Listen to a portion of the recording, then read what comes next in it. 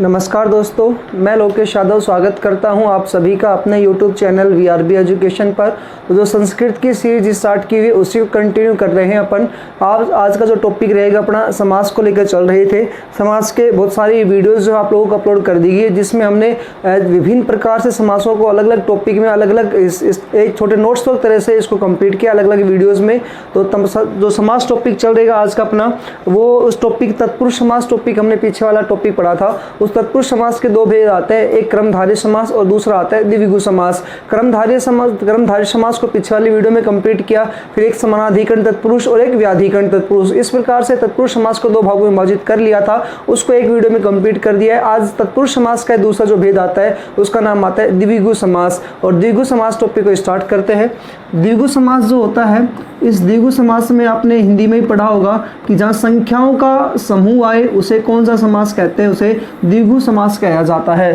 तो समास जो होता है संस्कृत में चार प्रकार इसको माने गए हैं। चारों में से एक जो आता है द्विगु समास आता है, जो तत्पुरुष समास का ही भेद होता है। इस द्विगु समास में अपने को क्या पढ़ना है कि जिसमें संख्याओं का बोध आता है, संख्याओं का समूह आए, वह क्या कहलाता है, द्विगु समास कहलाता है। तो देखिएगा इसके क्वेश्चन आंसर किस प्रकार से पेपर में पूछे जाते हैं। आपसे पेपर पूछेगा चतुर्युगम, ये सब दे दिया जाएगा। इसका या तो आपसे संधि या पूछता है कि इसमें समास कौन सा है, और या फिर क्वेश्चन पूछा जाता है इसका समास विग्रह किया जाता है। तो वही अपन समास विग्रह और समास किस प्रकार से पूछा जाता है वो क्वेश्चन देखिएगा।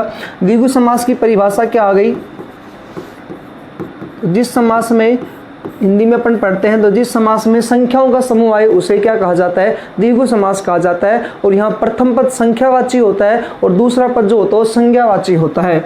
तो जिस समास में प्रथम पद संख्यावाची हो, जिस समास में प्रथम पद संख्यावाची हो और दूसरा पद संज्ञावाची हो, यानी कि पीछे संज्ञा होनी चाहिए दूसरे पद में, और दूसरा पद संज्ञावाची हो, तथा यह संज्ञावाची शब्द समाहार का बोध कराए, तथा यह संज्ञावाची पद समाहार का अर्थ क्या होता है, समूह।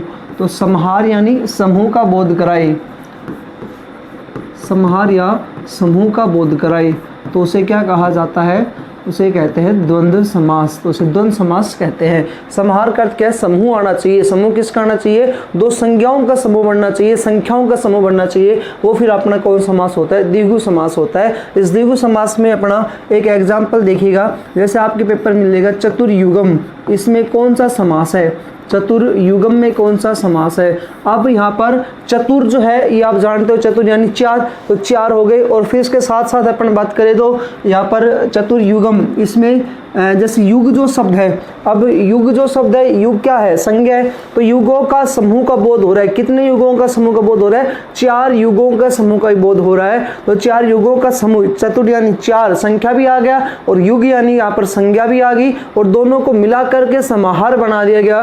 तो फिर आप यहाँ पर कौन सा समास होता है, द्विगु समास होता है। चतुर्युगम, तो यहाँ पर चार युगों का समूह।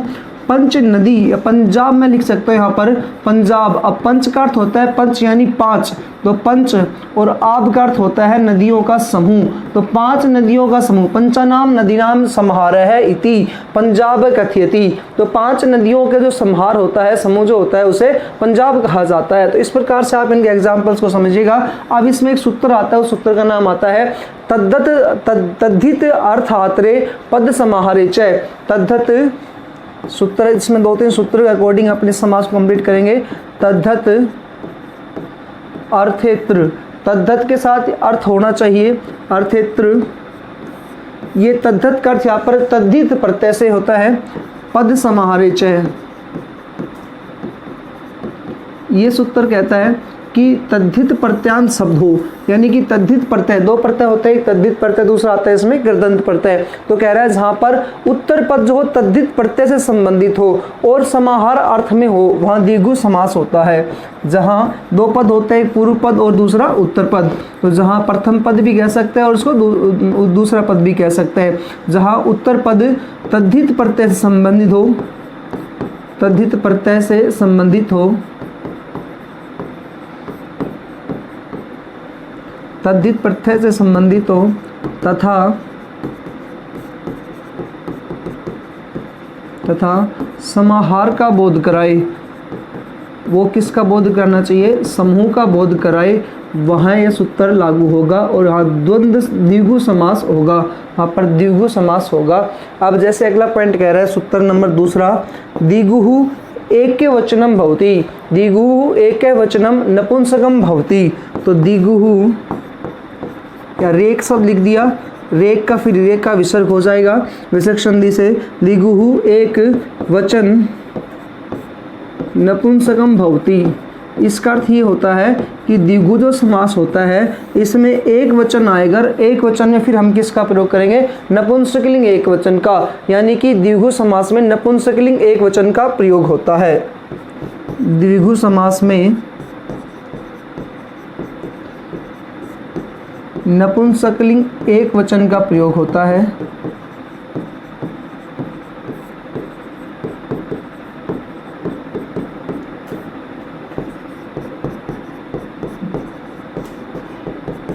नपुंसकलिंग एक वचन का प्रयोग होता है। अब यदि अपने को आप लिए द्विगु और द्वंद्व समास, इनमें अपने को लास्ट में क्या मिलेगा, नपुंसकलिंग मिलेगा। जैसे जलम है तो जलम शब्द में मैं पीछे हलंत आता है, दशाननम, अनम जो है मैं पीछे हलंत आ रहा है, लेकिन अगर यहाँ पर दशाननह कर दे, दशाननम ये तो हो गया आपका द्विगु समास में, लेकिन अगर दशाननह कर देंगे तो ये पुल्लिंग में चला जाएगा, और पुल्लिंग में जाएगा तो फिर इसका बहुब्रीहि समास हो जाएगा। दोनों में अंतर आप यहाँ पर समझिएगा। अगर एक शब्द आपको मिले दशाननम,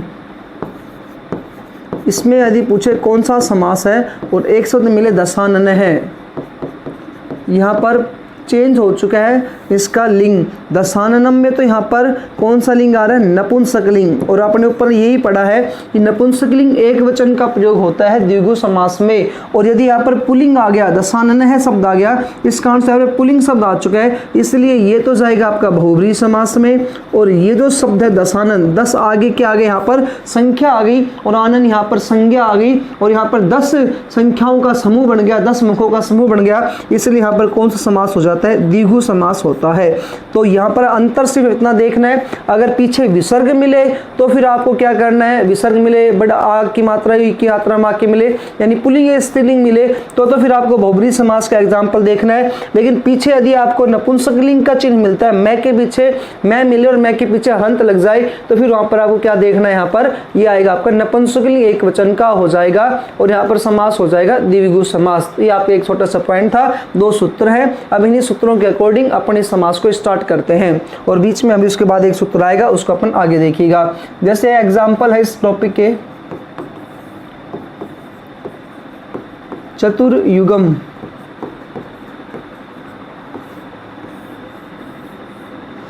अब इसको अपन संधि विग्रह करेंगे तो कैसे लिखेंगे, चतुर का हो जाएगा चतुराणाम, युगम का हो जाएगा युगानाम, और समाहारः इति, इस प्रकार से आपको लिखना पड़ेगा, चतुराणाम युगानाम समाहारः इति, ये बन जाएगा आपका चतुर्युगम शब्द बनेगा। पंचरात्रम, पंचरात्रम, यहाँ मैं आप देख रहे हो नपुंसकलिंग में आता है। पंचानाम,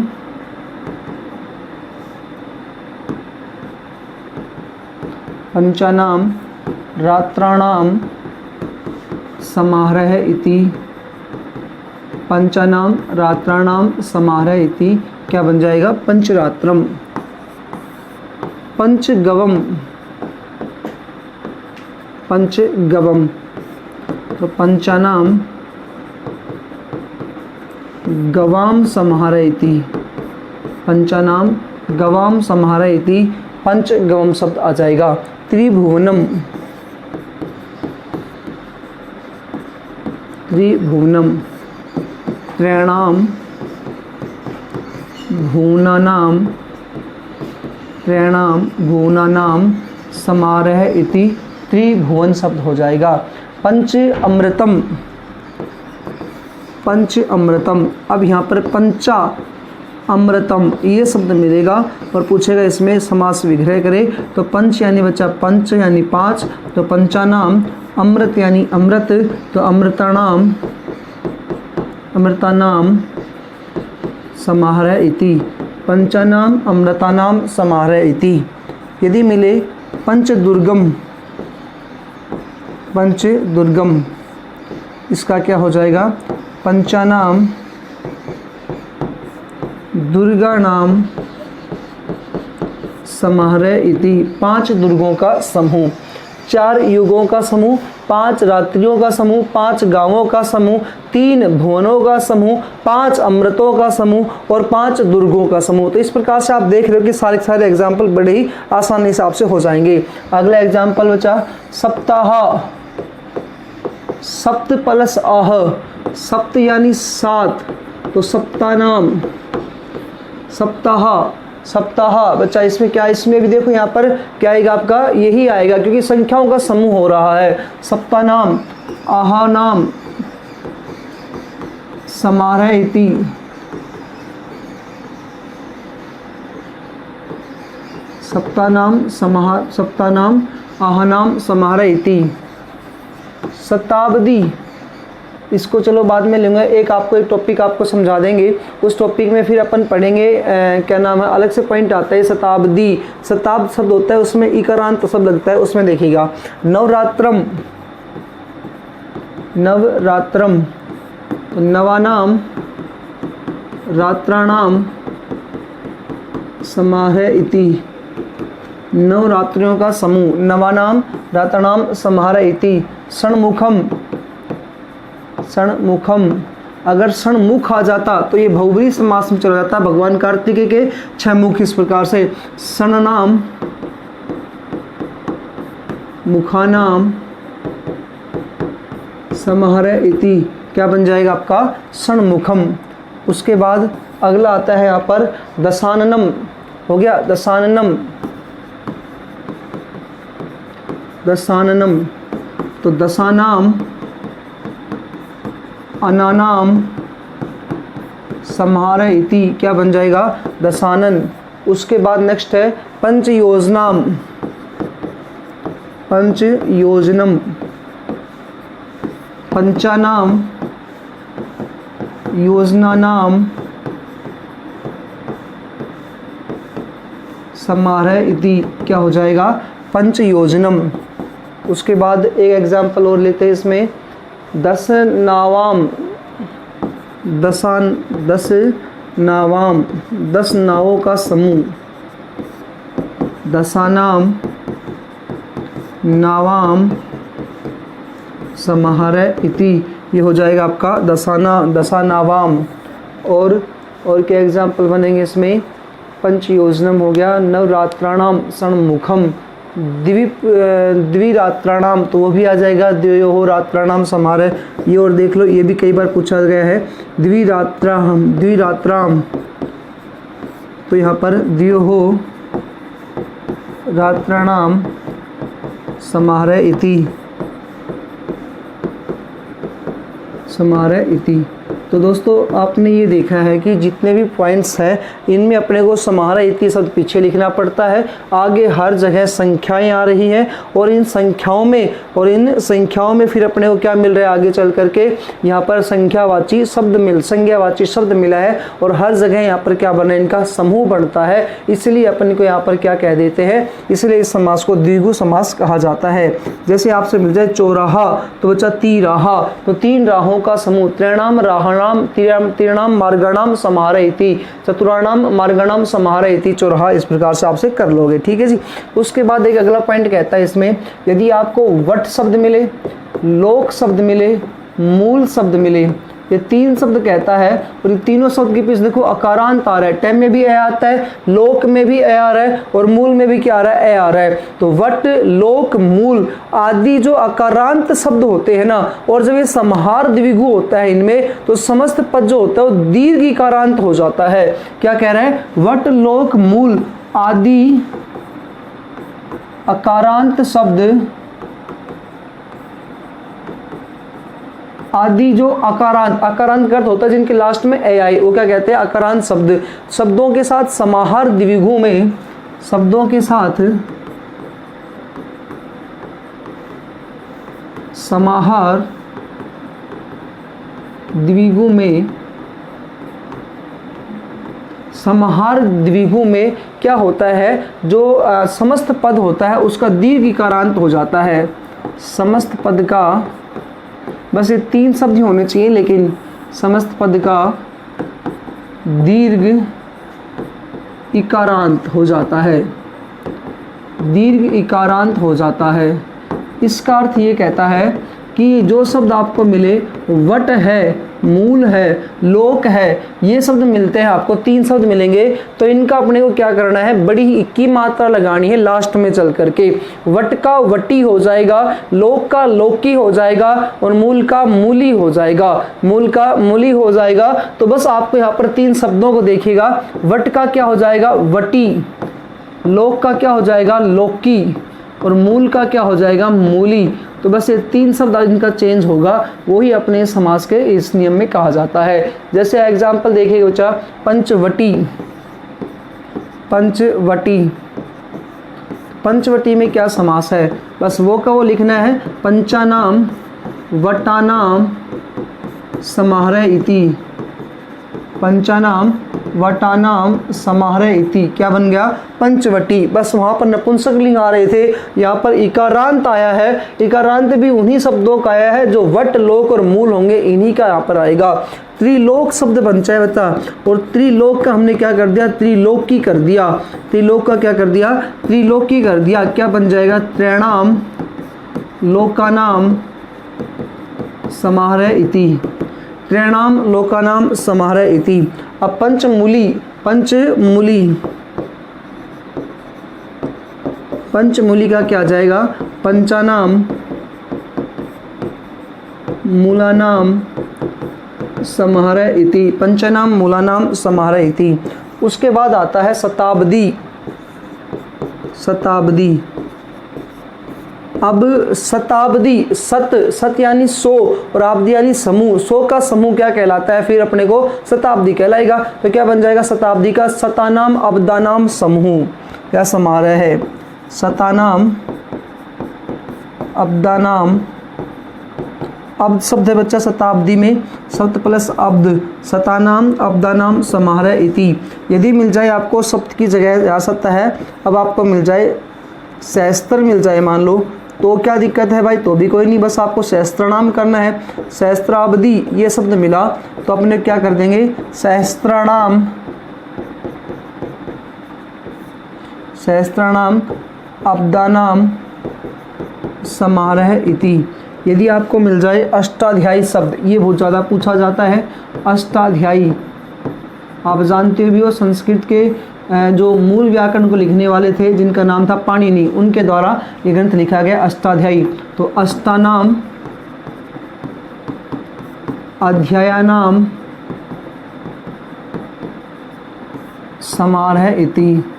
तो इस प्रकार से आपने देखा है कि यदि बाद में इकारांत शब्द होगा, बाद में इकारांत शब्द होगा तो भी यहाँ पर कौन समास होगा, द्विगु ही समास होता है। यदि मिल जाए षटपदी, षटपदी, षट का फिर अपन क्या करेंगे, षण, तो षणानाम पदानाम समाहरय इति। षटपदी का क्या आ जाएगा, षणानाम पदानाम समाहरय इति। यदि अब आ जाए आपके सामने सप्तशती, सप्तशती, सप्तशती का हो जाएगा सप्तानाम। अब देखो सती शब्द दे रखे है लास्ट में, तो सतानाम हो जाएगा इसका, सप्तानाम, सतानाम समाहरय इति। समाहरय इति। तो इस प्रकार से आपने दीर्घ समास के कुछ नियमों को देखा है। एक लास्ट पॉइंट और देख लो, ये कह रहा है अगर संख्या पूर्व में हो और फिर रात्रि शब्द आ जाए, संख्या पूर्व रात्रम कलिबम के सूत्र आता है इसमें के, संख्या पूर्व रात्रम कलिबम। कलिबम का अर्थ यहाँ पर होता है नपुंसकलिंग से, संख्या पूर्व रात्रम कलिबम, वही है नवरात्रा शब्द था, तो नव में बच्चा नव तो क्या हो गया, संख्या होगी, और रात्र शब्द आना चाहिए और पीछे पूरी पर नपुंसकलिंग का प्रयोग होना चाहिए। इसी पॉइंट कह रहे हैं, तो संख्या पूर्व में हो ऐसा शब्द नपुंसकलिंग में प्रयुक्त होगा। संख्या पूर्व में हो, संख्या पूर्व में हो और उत्तर पद में, और उत्तर पद में रात्र शब्द हो, रात्र शब्द हो नपुंसकलिंग में, नपुंसकलिंग में। जैसे नवरात्रि, नवरात्रा, नवरात्रि बन गया तो क्या आ जाएगा, नवानाम रात्राणाम समाहरः इति, नवानाम रात्राणाम समाहरः इति। द्विरात्रि, द्वयोः रात्राणाम समाहरः इति, द्वयोः रात्राणाम समाहरः इति। फिर है पंचरात्रम, पंचरात्रम, यहाँ पर माफ करना द्विरात्रम, ये वो लगाएंगे तो फिर पहले वाला सूत्र लागू हो जाएगा। पंचरात्रम पंचानाम रात्राणाम समाहरः इति, समाहरः इति। दोस्तों ये आपका छोटा सा एक टॉपिक है, इसमें मैंने कंप्लीट किया द्विगु समास को। द्विगु समास जो होता है उसमें संख्यावाची शब्द आना चाहिए पहला, दूसरा संज्ञावाची शब्द हो, और संख्यावाची और संज्ञावाची का नपुंसकलिंग एकवचन में प्रयोग होता है, ये आपको करना है और कुछ नहीं करना। इसके अंतर्गत 2-3 श्लोक आए हैं, 2-3 सूत्र आए हैं। द्विगु एकवचनम, यानी कि द्विगु समास में नपुंसकलिंग एकवचन का प्रयोग होता है। तद्धित संयुक्त जो पद होता है वो समाहार होना चाहिए, समूह का बोध होना चाहिए। तो उसके कुछ सूत्र को देखा, 1-2 पॉइंट वट, एक शब्द है वट, एक है लोक और एक है मूल शब्द। इनके अंतर्गत हमने बड़ी इकी मात्रा लगाई है। संख्या पूर्व रात्रम, संख्या पहले होनी चाहिए, बाद में प्रातर शब्द होना चाहिए। उसके बाद कुबलिकम का अर्थ होता, कलिबम का अर्थ होता है, यहाँ पर नपुंसकलिंग का प्रयोग होता है। तो द्विगु समास टॉपिक यहाँ पर समास हुआ। तत्पुरुष समास टॉपिक यहाँ पर कंप्लीट होता है। यदि वीडियो अच्छी लगी तो लाइक करिएगा। मिलते हैं अन्य वीडियो में। जय हिंद, जय भारत।